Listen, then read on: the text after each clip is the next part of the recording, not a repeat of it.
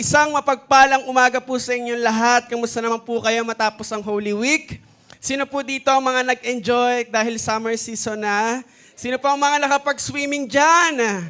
Nakapagbakasyon na? May sumisigaw sa harap. Sana all. Sana all daw, sana all, di ba? Kaya naman yung mga nakapagbakasyon na dyan, nakapag-swimming na, talaga namang i-enjoy nyo pa po yan. Pero sa mga hindi pa, sabay-sabay nating sabihin, sana all. Pero actually po, kahit anong plano pa natin ng pagbabakasyon, kung magiging practical lang po talaga tayo sa panahon at nangyayari ngayon, mas iisipin natin na parang wag na lang. No? Parang sa bahay na lang, no? Kahit mainit, electric pan lang, may electric pan naman kami sa bahay, di ba? Bibili na ako halo-halo, ganyan. Di ba? Kasi, bakit tayo nagiging practical sa panahon natin ngayon? Kasi andyan yung pagtaas ng presyo ng gasolina, 'di ba? Parang yes, nagmamahal din po ang presyo ng gasolina dahil sa nangyayari ngayon. Mahal na din ang mga pamasahe ngayon, tumataas na din po ang pamasahe. Actually, hindi naman sinasabi ng gobyerno na magtaas, pero yung mga driver, umaaray na po sila. Sino dito mga driver? Yung mga bumabiyahe, ay wala. Diba? Kung napapanood nyo po sa balita, yung mga driver, sila na po yung gumagawa ng paraan kung paano sila kikita kasi wala na talaga silang kinikita. Naglalagay na sila ng mga poster sa loob ng jeep nila, nilalagay nila na ganun pa rin po ang presyo, pero kung gusto nyo pong dagdagan nyo na lang po. Nakikita nyo ba sa balita yan? Nanonood pa ba kayo ng balita? Sa Facebook, mapapanood natin yan. Again, ang dahilan ng lahat ng yan ay gera, no? Sino dito alam yung gera? Yes, papanood natin. Diba? Minsan talaga, yung gera na yan ay ginagawa ding opportunity ng mga businessman sa Pilipinas, no? Ng mga businesswoman. Even our government. Mahal na nga yung gasolina, syempre, magmamahal din ang bilihin. Dadagdag mo pa sa isipin mo na ang pagtaas ng mga bagay na yan ay somehow related sa gera, pero minsan related lang talaga sa mga korap. Kaya talaga namang hindi natin gugustuhin na umalis, gumala, 'di ba? Magbakasyon dahil mahal ang, alam niyo ba kung magkano na po ang gasolina ngayon? Pumapalo na po ng 100. Dati, 'di ba? Ano lang 50 lang no? Sino dito inabutan ng pinakamurang gasolina? Magkano po ang pinakamurang gasolina? Piso? Chichirya? Diba? Actually, mura-mura talaga dati, pero ngayon, napakamahal na. Diba? Kasi nga, church, nakakapagod mag-isip na ang buhay natin ngayon ay nasa cycle na lang tayo ng once-in-a-lifetime crisis na tinatawag. Andyan yung sistema ng bansa natin na pakiramdam natin, pinagloloko na lang tayo talaga. Diba? Honestly, nakaka-drain, nakaka-stress yung mag-adjust na tataas ang bilihin. Magbabudget ka bilang nanay sa family, magbabudget ka ng pagkain nyo umaga, tanghali, gabi. Andyan yung tatay nagtatrabaho, yung kinikita mo, sapat lang kaso tumataas ang presyo, iisipin mo, kailangan ko maghanap ng ibang trabaho, yung mas malaki ang sahod. Tama po ba mga tatay, mga nanay?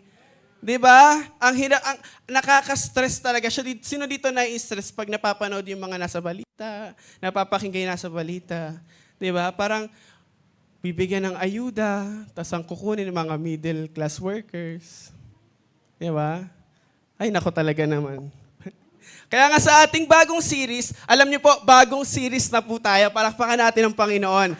Grabe. Sa bagong series natin, dito natin marirealize na papaano na kung ang nangyayari pala ngayon na tinatawag din natin na breaking of the world ay siya ding magre-reveal ng unbreakable within you.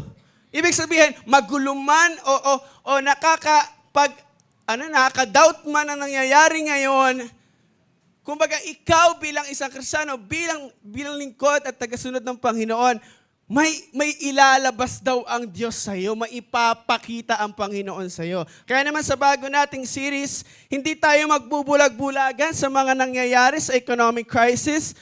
Tapos matututunan pa natin kung papaano natin ito mapagtatagumpayan. Amen? Ituturo ng Panginoon ang pagkakaroon ng uri ng faith, yung tinatawag na kahit na mahal ang bilihin, kahit na tumaas ang gasolina, kahit na mababa pa din ang sahod, Kahit kulang na ang budget, kahit magmahal na ang lahat, kahit maggera-gera na ang mga bansa, hindi tayo didepende sa mga bagay na yan.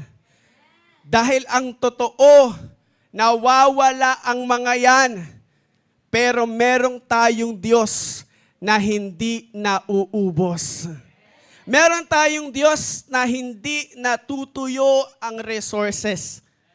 Yan ang ating Panginoon. Kaya naman ang ating new sermon series ay When the Pump Runs Dry. Kita niyo naman po sa picture na si Pastor Jan ang gumawa niyan. Sobrang ganda ng gawa ni Pastor Jan. Pinaint yan ni Pastor Jan. Pinictura na lang namin. Kaya naman yung sakma eh. Diba? Sa bagong series na ito, sabay-sabay po nating hihimay-himayin ang mga susunod na topic na magpaparealize po sa ating lahat. Kaya naman sabihin mo sa katabi mo, maging excited ka. Ilabas mo na ang notebook mo, ang ballpen mo, ang Bible mo, dahil kailangan mo ito. Amen? And this morning, ngayong araw, pag-uusapan natin, the anatomy of peace. Sabi mo nga, the anatomy of peace. Alright. Pag sinabi kasi nating anatomy, ibig sabihin, tinitignan natin ang structure. Anong meron dito? Di ba sa science, sa school pinag-aaralan yan. Katulad ng last series natin, pinag-usapan natin the anatomy. No? Yung mahal na mahal. Tama? Pero this time, pag-aaralan natin, ano ba ang meron sa mga topic na ito? Amen? Andyan pa ba kayo? Kung ready na kayo, I invite everyone na tumayo po ulit dahil tayo ay mananalangin. Hihingi tayo ng karunungan, ng pangunawa sa Panginoon ngayong umaga. Come on, let's close our eyes. Panginoon, maraming salamat po, Diyos, sa umagang ito. Dahil alam po namin, Lord, na ang linggo ay para sa iyo at upang makinig kami, Panginoon, ng napakasarap at napakamakapangyarihan yung salita. At nais po namin, Panginoon, na Lord, ikaw ang aming makita, ikaw ang aming marinig, Panginoon. Baguhin mo, Lord, ang mga bagay na alam namin na mali. Gawin mong tama, Panginoon. Baguhin mo ang aming lifestyle, ang aming prinsipyo, ang aming mga idea sa buhay, Panginoon. At Lord, kung alam na namin to, dalangin namin, Panginoon, gawin niyo pong muling bago sa amin. We humble our hearts before you, God. Dalangin po namin, Panginoon, na gaya ni Maria, uupo kami sa inyong paanan, makikinig lamang sa inyo, Panginoon. Lord, we rebuke any distraction right now, and we ask for the Holy Spirit to move into this place at wala siyang lalagpasan na puso ng bawat isa. Salamat, Lord. In Jesus' name we pray. Amen. Amen. Palakpakan natin ng Panginoon, makakaupo na po tayo. Alright, para mas maintindihan po natin ang salitang peace sa Tagalog ay, sabay-sabay? Mas malakas, sabay-sabay? Yes. Bigyan natin ng meaning yan. According in Merriam-Webster Dictionary, no? Sa Merriam Dictionary sabi, peace is a state of tranquility. Sa Tagalog, kapanatagan or quiet. Ito daw ay isang estado na kung saan hindi ka naiingayan. Andoon ang peace. Another is, peace is a freedom from being disturbed or bothered. Ang peace din po pala ay isang kapayapaan na kung saan hindi ka nababother, hindi ka na-disturb, walang disturbance sa paligid. Okay? Kumbaga payapa lang ang iyong isip, ang iyong puso. Okay? And actually po, yan ang gusto natin bilang mga taong magkaroon ng kapayapaan at katahimikan. Amen po ba? Sino ba naman ang gustong mabuhay ng walang kapayapaan? Yung, kumbaga, gigising siya ng umaga, may nag-aaway sa bahay nila. Paglabas mo ng bahay, may nag-aaway sa kapitbahay nyo. Di ba?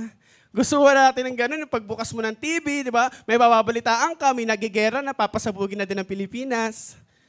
Di ba, ayaw natin ng ganun. Gusto natin walang ingay at walang gulo. Sa isip, sa puso, at maging sa sitwasyon ng ating buhay. So, actually, ganyan po natin nalalaman o alam ang ibig sabihin ng peace. Pero alam nyo po, may dalawang klase ng peace. Sabi mo mga, peace with you. Ano sabi sa church? Peace be with you. Sabi mo sa kata mo, peace be with you. Ayan. Peace with you? Ano peace with you? So, tingnan natin, no? Ano ang unang uri ng kapayapaan? Number one is Worldly peace. Sabi mo, worldly peace. Pag sinabi nating worldly peace, nakadepende po ito sa weather or sitwasyon ng ating buhay. Kaya nakalagay dyan, if things go well, I feel well.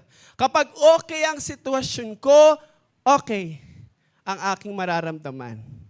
Kung okay ang sahod ko, malaki, kasya ang budget, okay, wala akong poproblemahin. Okay? Kung okay ang sahod ng aking asawa at hindi niya kukupitan, okay, I feel well. Diba? Kung wala kaming utang, mababayaran namin ang utang namin, I feel well. Tama? Sa mga estudyante dyan, di ba? Kapag nakapasa ka, alam mo hindi ka babagsak, I feel well. Talaga naman. Hindi ako papagalitan ni mama, hindi ako papalayasin sa bahay. Di ba? Ito ay kapayapaang nakasalalay po sa external factor, sa panlabas, yung mga nangyayari sa paligid natin. Kaya sinabing worldly peace. Pero alam niyo po ba na ang worldly peace ay temporary lang? Dahil pwedeng magbago ang ating sitwasyon. Sinasabi ko na kayo na pag nagbago ang sitwasyon, pwedeng mawala ang worldly peace.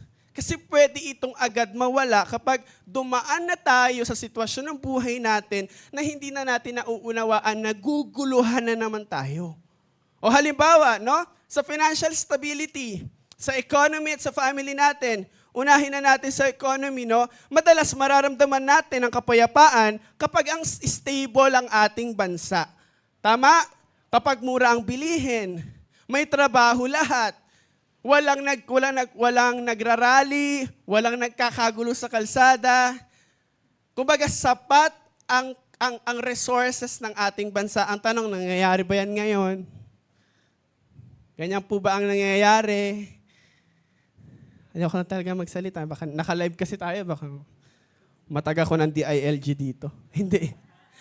Madalas nating makita ang peaceful na mga nangyayari sa paligid natin at sa bansa natin. Sa pamilya, masasabi natin na financial stability kapag ang family ay may sapat na pera pambayad ng bills, may pambili ng pagkain at walang iniisip na utang. Kaya pala, kapag walang peace ang isang family, nagkakagulo talaga. Diba? Isipin mo, kaya pala may mga family na nag-aaway, mga parents na nag-aaway dahil sa pera. Pag di okay ang financial, nawawala ang peace agad. Kapag may utang na hindi sinabi ang isang asawa, tapos nalaman ng asawa may utang, tapos di nababayar, nawawala ang peace. Okay? Mabilis mag-alala, mabilis nag-aaway-away talaga. Dahil ang peace na yon ay nakabase daw sa pera. Taas ang kamay dito ng maraming pera. Taas ang kamay. Sabi, pag maraming pera, may peace daw eh. Amen? Hindi ko na itataas kamay ko. Basta, may pera ako. Diba? Diba sa mga asawa dyan, diba? Ang asawa po ba natin ay peace? Pag-isip mo ng umaga, ay, ito na yung mga damit mo! Hindi mo naman ano! Hindi si Jera yun. Ginagaya ko lang. Yung boses pa, diba? Ganyan ng babae. Okay, yung ganyan, baka bawasan ng allowance ko. Nawawala yung peace kagad, no? So again, financial stability. Punta naman tayo ngayon no, sa political stability sa ating bansa. Nakikita natin ngayon no, na may gera. Alam natin na may gera. Tama ba ako? Saan ang gera?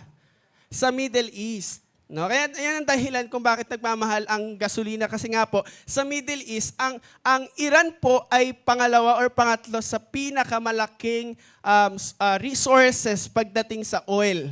Ngayon, nung ginera na ng Amerika yan, nagka-deletse-deletse na ang mga bansa dahil nagkakampihan na. Okay? So kapag pag masasabi natin na merong political stability, kapag ang isang bansa, laban sa isang bansa ay hindi nag-aaway. Kumbaga walang gera talaga. Okay? Damay-damay na kasi kapag nagkaroon ng gera. Okay, so again, number one, ang una, financial stability. Pangalawa, political stability. Pero alam niyo po, church, dito natin marirealize na sa worldly peace pala, kapag wala na ang mga bagay, ang pera o material thing, wala na din kapayapaan. Diba? Sino dito ang gusto ang worldly peace? Ayaw nyo? Bibigay ko to sa iba. Worldly peace. O pangalawa naman, ang uri ng peace, tinatawag na, tingin kayo sa akin, biblical peace. May ganun pala? Akala ko peace be with you lang eh. Diba? Yung pala may biblical peace. Grabe, napakabuti ng Panginoon. Ang ibig sabihin ng biblical peace, it is the presence of God within the trouble. Presensya ng Diyos sa mga pinagdadaanan nating hindi kanais-nais talaga. Pag sinabi natin biblical peace, higit ito sa kawalan ng gulo. Pag sinabing biblical peace, hindi ito yung kapag meron kang resources, meron ka ng peace. No. Pag sinabi natin biblical peace, kahit may gulo, basta may presensya ka ng Diyos, may biblical peace ka. In the Bible, the word peace in Hebrew is shalom. Sabi mo, shalom. Kaya ginagamit po iyan, pag binasa natin, historical sa Bible, ginagamit ng mga Jews, ng mga Israel, ang salitang shalom para ibatiin ang isa't isa. Para din magpaalam. Sabi mo sa katabi mo, shalom. Ayan, di ba? So ang kahulugan ng salitang shalom ay hindi lang basta bye-bye, uy, hi, hindi lang ganon. Ang ibig sabihin po ng salitang shalom ay wholeness of peace. Okay? Pag sinasabi din po ang shalom, maaaral nyo, makita nyo na it's all about be healed. Sabi doon. Kaya naman, pag tinignan pa natin, kung ang worldly peace ay nakabase sa external factor, ang shalom o biblical peace ay applicable both external and internal. May nangyayaring gulo, pero may nangyayari din sa loob mo. At yun yung payapa ka pa din. Alam niyo po ba, nung inaaral ko din to, may mga Israelita, may mga Israelites, no, na ginagamit nila ang salitang shalom ng 2 beses. Sinasabi nila, shalom, shalom. Ine-emphasize pa rin nito yung pinakamalalim at pinakamalakas na kahulugan. Sabihin mo sa katabi mo ulit, shalom, shalom. Sinasabi yan sa handaan eh. Sharon. Ay, Sharon. Iba pala yun. Diba? Alam niyo po kasi sa Hebrew language, pag pinaulit-ulit mo ang salita, ine-emphasize mo lang na maging matindi ang ibig mong sabihin. Kaya pala in Isaiah chapter 26 verse 3, sabi diyan, Panginoon, bigyan niyo ng lubos na kapayapaan ang taong kayo lagi ang iniisip dahil nagtitiwala siya sa iyo.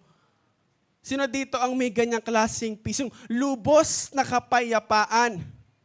At ang source ng biblical peace ay hindi material thing, kundi ang relasyon sa Panginoon. Sino dito may relationship kay Lord? Amen. Makikita natin to sa mga ganitong example. May mga Christian, may mga followers si Jesus na kalmado kahit may problema. So dito yung, gabi nasusunog na bahay nyo, no? Nasusunog na ang bahay natin. Kalmado ka pa din, di ba? Wala ka ng baon, wala na akong baon, baka naman, di ba? Di ba? Yung ibig sabihin na to yung, hindi lang po nito ibig sabihin na wala kang problema, pero may problema ka. Hindi ka lang sadya agad-agad nagpapanik. Hindi ka kagad na pe-pressure.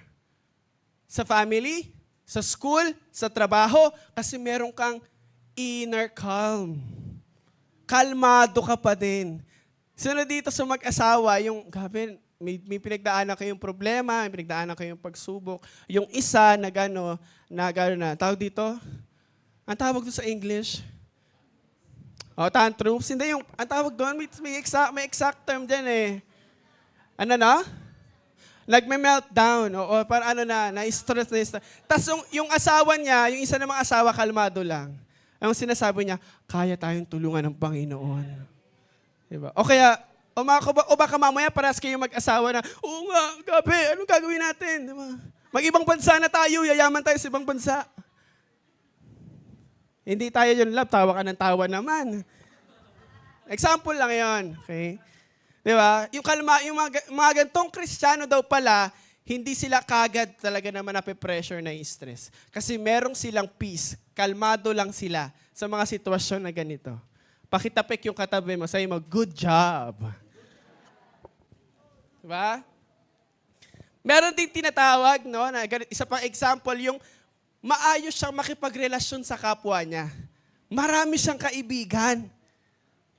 Kumbaga, hindi siya mahilig makipag-away. Sino dito mahilig makipag-away? Lalo na ka-churchmate mo, nakikipag-away ka sa ka-churchmate mo. Hindi mo ko nilibre kanina. Dahil dyan, kakalimutan na kita. Grabe naman. Ate, kuya, hindi mo ko na-meet sa one-to-one, lilipat na ako ng ibang life group leader. Sumagot ng life group leader, gusto mo sa ibang church kita ilipat? Nakipag-away din. Pero yung mga ganitong klaseng Kristiyano ay marunong magpatawad. Mahilig sila sa makipag-ayos.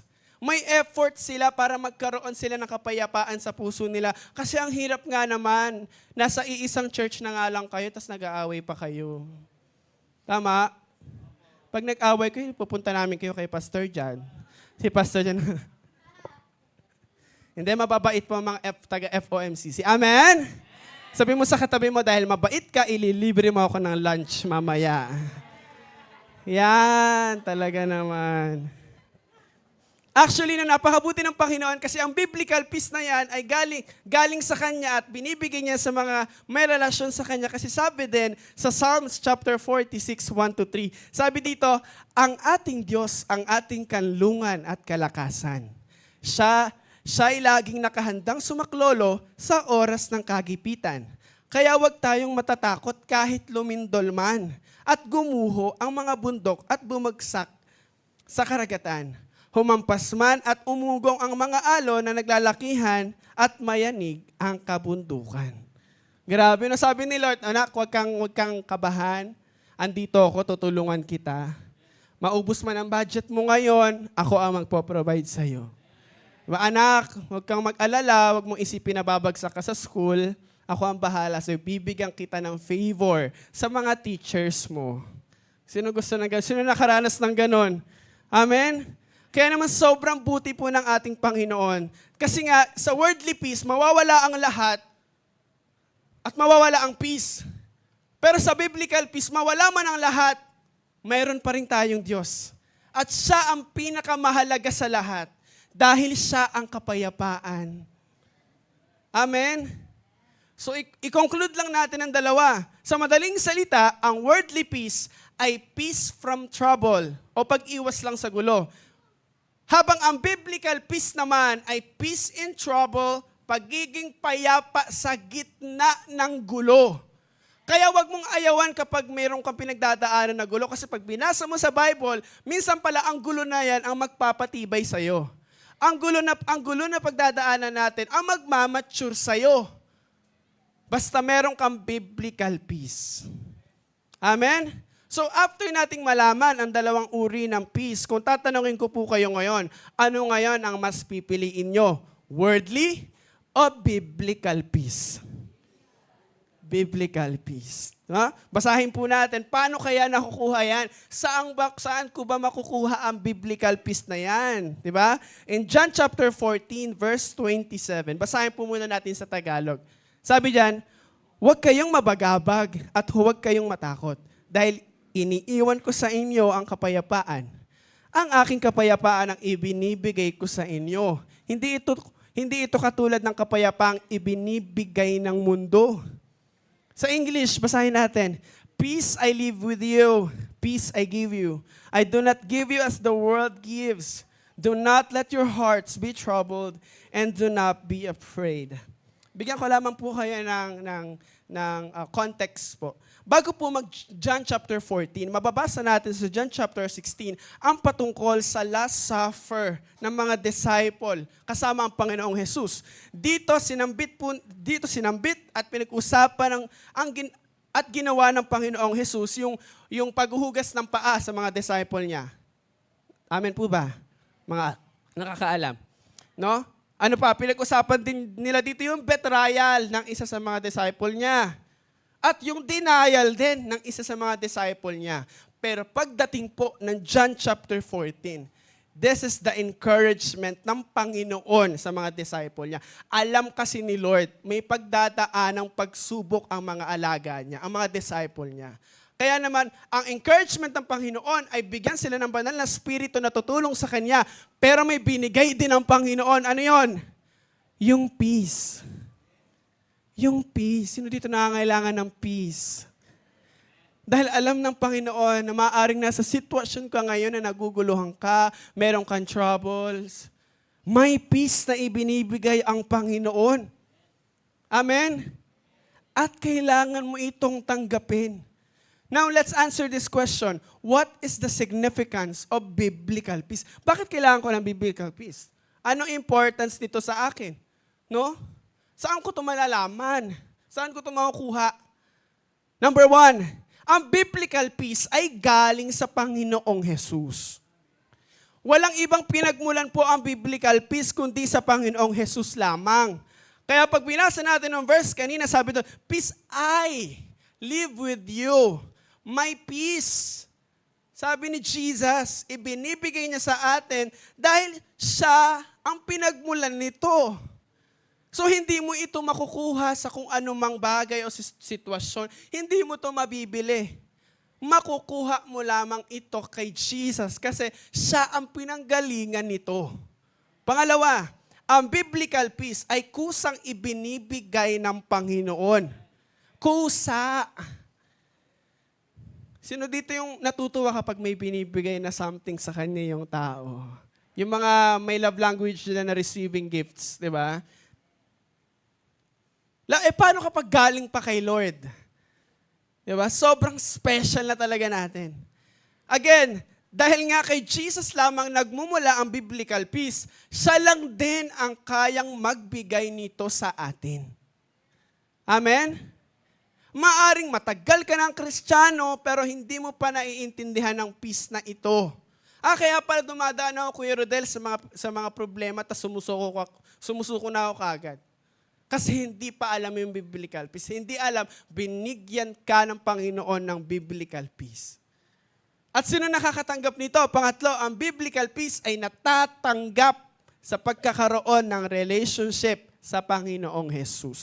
Kaya tinanong ko po kayo kanina, sino dito ang may relationship kay Jesus? Oh, amen. Parang kinakabahan po ako, mainit pa naman ngayon. Pero mas mainit po sa impyerno. Sino dito may relationship kay Jesus? Ayan, di ba? Meron tayong biblical peace na tanggap natin yan sa Panginoong Jesus. Because you know what? Ang totoong kapayapaan ay inseparable sa relasyon mo sa Panginoon. Hanggat meron kang relasyon sa Panginoon, meron kang kapayapaan. Pero wala kang kapayapaan kapag wala kang relasyon sa Panginoon. Amen? Kasi starting today, claim biblical peace. Starting today, may pagdadaanan kang problema, may pagsubok kang pagdadaanan, may krisis tayong kinakaharap ngayon, pero grabe, kalmado ka pa din. Dahil meron kang biblical peace. Now, why is biblical peace is important? Yung iba kasi parang, okay, mayroon kang biblical peace. Magagamit ko na yan. Pero hindi natin agad-agad naiintindihan ano ba ang benefit nito? Ano ba ang benefits nito? Ano ba ang perks ko dito? Bakit ako may biblical peace? Tingnan natin, dalawang bagay lang. Actually, marami po pero dalawang bagay lang. Kapag may biblical peace ka, number 1, it is good for spiritual, mental, and physical health. Grabe pala, kapag meron ka palang biblical peace, may ganito ka palang nangyayari sa buhay mo. Kasi ganito yan, pag sinabi natin spiritual and mental, paghiwalayin po muna natin, spiritual and mental, dahil nga kalmado ang puso mo, kahit magulo ang sitwasyon at pinagdadaanan mo, mas naririnig mo ang guidance ni Lord sa'yo. Sa halip na magtanong ka, Lord, bakit nangyayari to? Dahil meron kang biblical peace, nakafocus ka, Lord, ano ang susunod na step? Lord, ano ang gagawin ko sa sitwasyon ko ngayon? Ganon ka na humarap sa problema. Hindi ka na natatakot, hindi ka na nagbe-breakdown. That's the right term. Di ba? Kasi sabi sa Philippians chapter 4 verse 7, Sabi dyan sa verse, kapag ginawa nyo ito, bibigyan kayo ng Diyos ng kapayapaan na siyang mag-iingat sa puso ninyo at pag-iisip. Dahil kayo'y na kay Kristo Jesus at ang kapayapaang ito ang hindi kayang unawain ng tao. Kaya pala may mga tao, nagtataka sila, ang dami mo ng problema, ang dami mo pinagdadaanan, pero grabe nagtataka sila, bakit parang hindi ka nai-stress? Di ba namatayan ka? Di ba may utang ka? Di ba may kaso ka? Di ba may nagreklamo sa'yo? Di ba wala ka ng budget? Pero ikaw, meron akong Diyos. May pinapagawa lang sa akin si Lord ngayon. Amen? O baka mamaya tayo, dahil wala kang biblical peace, no? Anak ko, ang dami kong problema, ate, kuya. Pastor, ang dami kong problema. Hindi ko alam gagawin ko. Sabihin lang sa'yo, makinig ka kay Lord. Magbasa ka ng Bible. Dami-dami kasi pinapanood sa cellphone, di ba? Mas marami pang napanood na reels kaysa magbuklat ng Bible at magbasa. Kung ano-ano pinapanood na motivation, pero walang motivation magbasa ng Bible. Ang step, ang guidance ni Lord, makikita natin sa Kanyang salita. Amen? Kaya ang hirap-hirap lalo na pag leader ka, ang hirap-hirap i-deal o pag-usapan ng problema ng inaalagaan kapag sila mismo, hindi nila napapakinggan ang boses ng Diyos. But still, mahal natin sila. Andyan tayo para maging messenger ni Lord. Tama? Kaya sabihin mo sa kuya at ate mo, thank you po, I appreciate you, ate, kuya. Pastor, salamat po. Ililibre ko po kayo mamaya. Ay, talaga naman. Pero alam niyo po ba, kapag may biblical peace ka pala, hindi lang to spiritual at mental health. Kahit pala physical health, apektado. Alam niyo po ba yon? Na kapag may peace ka, alam niyo po ba, lumabas sa mga research, sa mga surveys, na ang taong lagi nai-stress ay madaling kapitan ng sakit. Ang taong mabilis ma-stress, mabilis ma-high blood. Totoo naman, di ba? Tumataas dugo. Ay, naku, paano kaya ito? Di ba? Tumataas dugo, 140 over 100. Tapos yung pera sa wallet, 20. Ay, di ba? May stress ka talaga, di ba? Pero alam nyo, kapag meron kang biblical peace, nagiging healthy ka. Tingnan mo yung katabi mo, mukhang fresh, di ba? Tingnan mo yung katabi mo. Ay, grabe, sobrang fresh. Parang naligo. Di ba? Kasi ang taong may biblical peace, may peace, grabe, hindi siya nadadala ng sobrang pag-aalala. In Proverbs chapter 14, verse 30, sabi diyan, ang pusong may kapayapaan ay nagbibigay buhay sa katawan. Sabi mo sa katabi mo, sa misis mo, sa husband mo, sa ka-churchmate mo, dapat meron kang ganitong peace.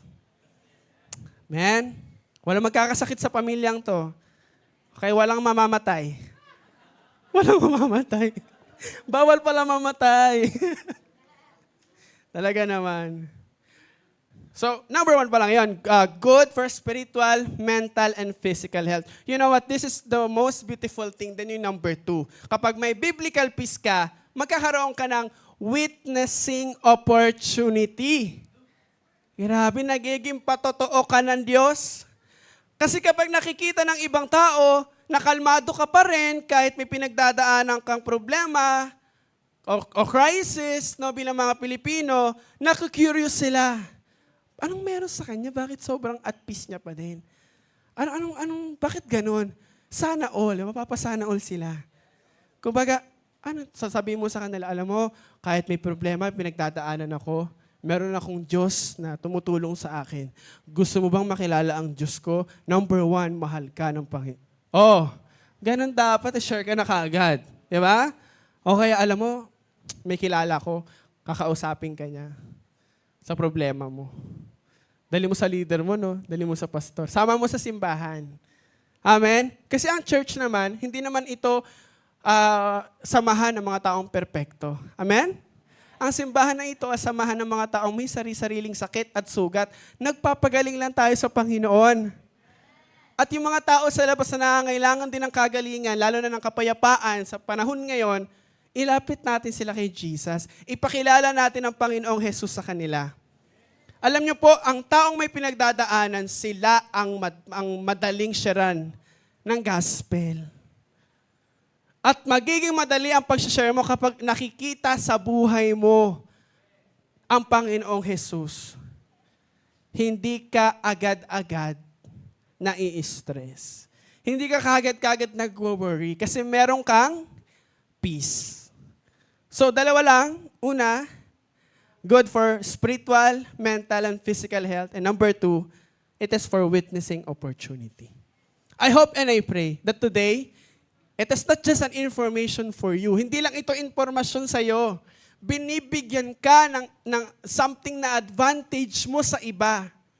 Binibigyan tayo ng Panginoon ng isang kakayanan, ng isang character. Sinerch ko to, sabi ko, ang peace ba is attitude?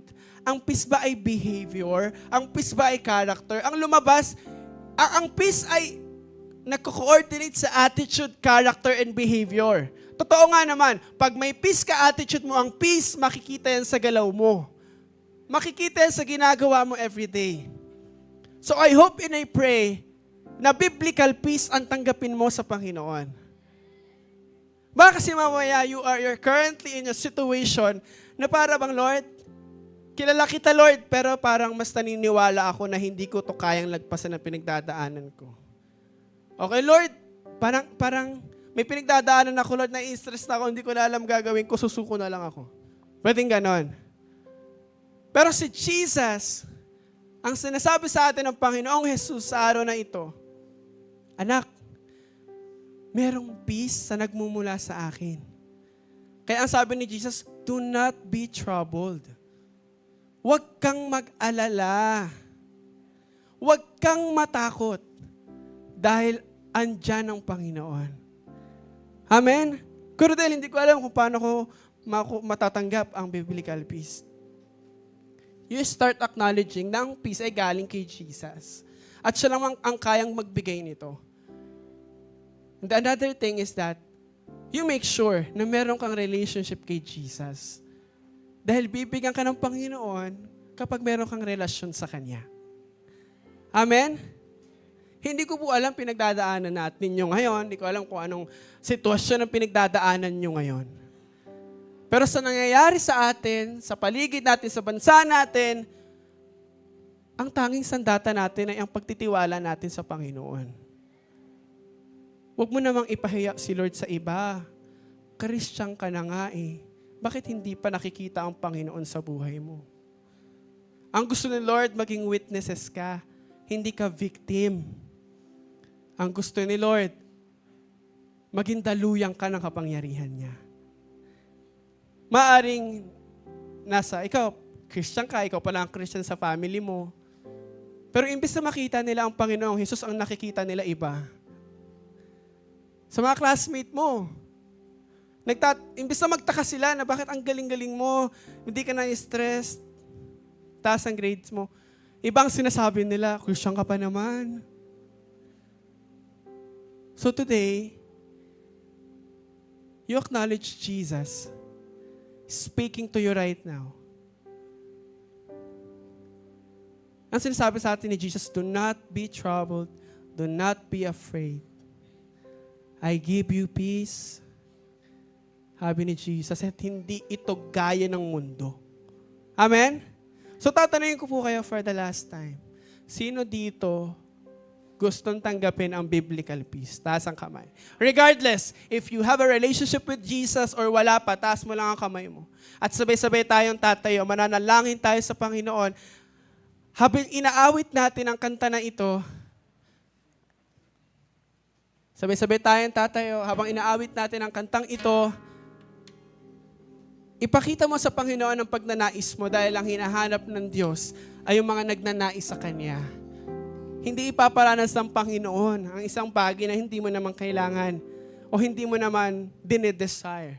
So starting today, you desire for it. You desire for biblical peace. Make a difference. Sa family mo, make a difference. Ipakita mo sa kanila na kahit nahihirapan na ang family ninyo, wala kayong pera sa susunod na linggo, o kaya wala ka ng pan-tuition fee dahil nag-aaral ka. Bilang asawa, huwag kang mag-alala na magkukulang dahil may Diyos, may Panginoon na siyang tutulong sasaklolo sa atin. Kanina may nakausap ako, sabi niya, ang galing nga ni Lord eh. Actually, kulang kami sa budget, pero dumaan ng linggo, ang tanong ko lang kay Lord, Lord, yun na yun? Buhay pa rin kami, Lord, ngayon? Kasi si Lord ang tumulong sa kanya. Si Lord ang naging peace niya. So the secret weapon is that you acknowledge Jesus. At mabuhay para sa Kanya. Taglay-taglay ang kapangyarihan at ang kapayapaan na binibigay niya sa atin. So right now, sige, continue to raise your two hands and just close your eyes. You can pray, you can start talking to God. Pwede mo kausapin ng Panginoon. Lord, salamat kasi andito pa din ako. Lord, nakasurvive ako, Lord. Nakagraduate ako sa pag-aaral. Lord, salamat yung anak ko nakapagtapos sa pag-aaral. Lord, yung anak ko nag-aaral pa din. May trabaho pa din ang asawa ko. May trabaho pa din ako, Lord. Lord, napoprovide ko. Napoprovide mo ang pangailangan ko. You start, be thankful to God. Start asking for biblical peace. Lord, I need peace. Come on. Habang nagpupuri tayo sa Panginoon, continue to pray, continue to talk to God. Thank you, Jesus.